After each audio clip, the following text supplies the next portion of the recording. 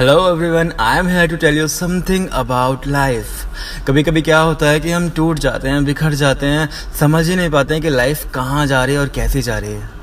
तो उस टाइम पे हमें लाइफ रिलेटेड कुछ थ्योरीज काम आती हैं, जिन्हें सुनकर हम लोगों को यकीन होता है कि नहीं, लाइफ ख़त्म नहीं हुई है, लाइफ ने बस एक पॉज लिया है। And it's just a little try जो शायद आपको एक रास्ता दिखा जाए। So let me start it. अक्सर हम लोगों को फील होता है कि हम टूट रहे हैं, बिखर रहे हैं, संभल ही नहीं पा रहे हैं। मंजिल है कि मिल नहीं रही और कोशिशें हैं कि थमने का नाम नहीं ले रही। तो क्या करेंगे? या तो हाथ पे हाथ रख के बैठ जाएं या फिर कोशिशों को कंटिन्यू रखें। ये क्वेश्चन माइंड में कई बार आता है कि हमारा टाइम कब आएगा। टाइम कोई चीज़ नहीं है, टाइम कोई एहसास नहीं है जो तुम्हें कभी हो जाएगा, या फिर कोई चीज़ है जो ख़रीद लेंगे हम। जी नहीं, जब टाइम आएगा आपको खुद एहसास हो जाएगा, खुद पता चल जाएगा कि नहीं, ये चीज़ ख़रीदनी नहीं पड़ेगी, ये चीज़ मेरी है और मैं इस वक्त वो करूँगी जो मैंने आज तक करने की ठानी है। एक एग्जांपल देता हूँ आप लोगों को। आप लोगों ने सभी ने मैक्सिमम एवेंजर्स एंड गेम देखी होगी। डॉक्टर स्ट्रेंज को अच्छे से पता था कि 5 साल बाद एवेंजर्स थैनोस से जीत जाएंगे, लेकिन फिर भी उसने कभी किसी के साथ वो चीज़ शेयर नहीं की। इवन उसको फ्यूचर पता होने के बावजूद उसने कहा कि नहीं, मुझे भी ख़त्म हो जाना है। वो ख़त्म हो गया। उसे पता था 5 साल बाद एवेंजर्स उसकी मौत का बदला लेंगे और सबको वापस ले आएंगे, सब कुछ ठीक कर देंगे। इसका मतलब ये है कि फ्यूचर में जो टाइम छुपा हुआ है ना, अगर आप उसका हिस्सा बन जाते हैं तो आप चीज़ों को ख़राब कर लेते हैं। हो सकता है वो टाइम वैसा मिले ही ना जैसा आपने सोचा है। इसलिए कोशिश कीजिए कि टाइम के पीछे मत भागिए, अपनी कोशिशों को दरकिनार मत कीजिए, कोशिशों के ऊपर चलते रहिए। एक ना एक दिन मंजिल आपके सामने खड़ी होगी। लेकिन जिस वक्त आपने ये सोच लिया कि नहीं, टाइम इज़ नथिंग, टाइम नहीं आ रहा है, मैं चीज़ों को ड्रॉप कर देती हूँ या चीज़ों को ड्रॉप कर देता हूँ, छोड़ देता हूँ चीज़ों को, आने वाली चीज़ों में कुछ नहीं रखा है, मंजिल नहीं मिलेगी, चलो let's drop everything, let's keep a silence and चीज़ों को छोड़ देते हैं। उस वक्त आप कुछ नहीं हारेंगे, उस वक्त आप अपने आप को हार जाएंगे। क्योंकि टोनी स्टार्क को जब एहसास हुआ ना कि ये वही टाइम है जिस वक्त मैं सब कुछ बदल सकता हूँ, लोगों ने ज़िंदगी भर मुझे ताने मारे हैं, एक इकलौता चांस है, मैं लोगों का आइडियल बन सकता हूँ।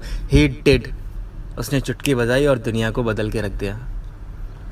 आज सब यही सोचते हैं कि नहीं, he is the best Avenger ever had.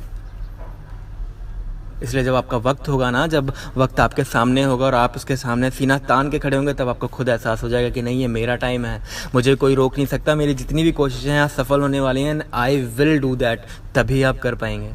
Thomas Alva Edison को नहीं पता था कि मैं कौन से बार सफल होऊंगा, लेकिन फिर भी हम लोगों ने एक स्टोरी सुनी है कि उसने 10,000 टाइम्स एक्सपेरिमेंट्स किए थे और उसके बाद वो बल्ब बनाने में कामयाब हुआ था। 9999 बार उसको फेलियर मिला था। इसका मतलब ये नहीं है कि उसके फेलियर ज़्यादा थे, उसका मतलब ये है कि उसको लेसन्स ज़्यादा मिले। जितने बार वो फेल हुआ उतने बार नेक्स्ट कोशिश में उसने वो फेलियर यूज़ किया।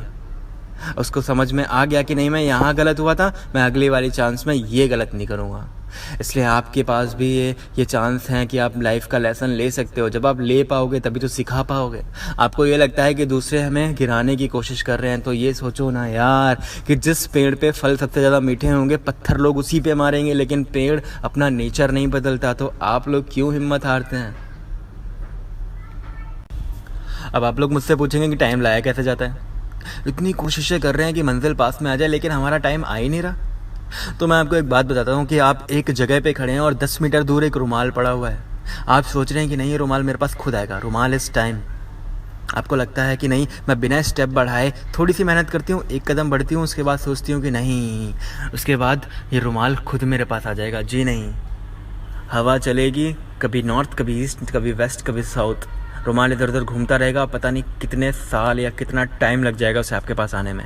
अगर आप कोशिश करें, अपने स्टेप्स बढ़ाएं या फिर कुछ ट्रिक्स लगाएं, कोई हुक डालें उसके ऊपर, उसको अपने पास खींच लें, तभी आपका टाइम आपके पास आ सकता है। मैं आपको एक स्टोरी सुनाता हूँ। हम कई बार देखते हैं कि एक आम की गुठली एक खेत पे गिरी और बारिश हुई और उसमें से पौधा निकल गया। हमें क्या लगता है, ये उसका टाइम है, धीरे धीरे वो आम का पेड़ बन जाएगा। जी नहीं, अगर आप ये सोच रहे हैं तो बहुत गलत है।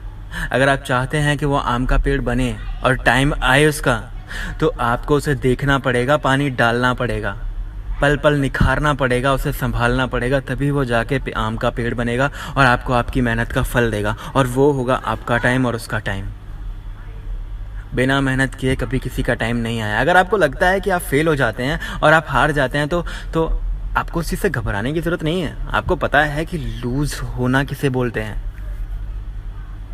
जीतना किसे बोलते हैं। एक लूज़र से अगर आप ये पूछते हैं कि जीतने की अहमियत क्या होती है, वो आपको बेटर बता सकता है देन अ विनर। क्योंकि जीतने के बाद आपको दो चीज़ें हासिल होंगी, एक जीतने की खुशी और दूसरा हारने वाले का दुख। और जब इंसान के पास हर वो चीज़ होती है जिससे नेगेटिव और पॉजिटिव वाइब्स दोनों जुड़ती हैं, तो इंसान परफेक्ट बनता है। सिर्फ पॉजिटिव होकर इंसान ज़िंदगी भर चल नहीं सकता, उससे दुखों का पता ही नहीं चलेगा। सिर्फ खुशियाँ तुम्हें मिलती जाएं तो तुम्हें पता ही नहीं चलेगा खुशियाँ होती क्या हैं। So please keep in mind, अपनी मेहनत अपने साथ रखो, आपका टाइम आएगा एक दिन और उसको आपको खुद लाना पड़ेगा। हार के बैठ जाओगे तो आपकी मंजिल आपके सामने होगी, मिल ही नहीं पाएगी। थोड़ी थोड़ी कोशिश करते रहोगे, जैसे जैसे आप आगे बढ़ते रहेंगे मंजिल करीब आएगी और एक दिन आपको मिल जाएगी।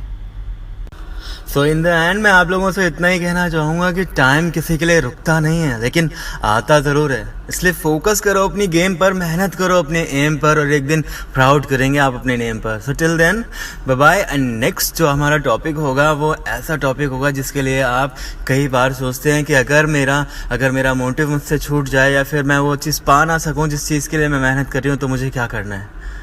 सो टिल देन आप वेट कीजिए, ट्राई करूँगा कि नेक्स्ट वीडियो जल्दी अपलोड कर पाऊँ। Bye bye, take care of you.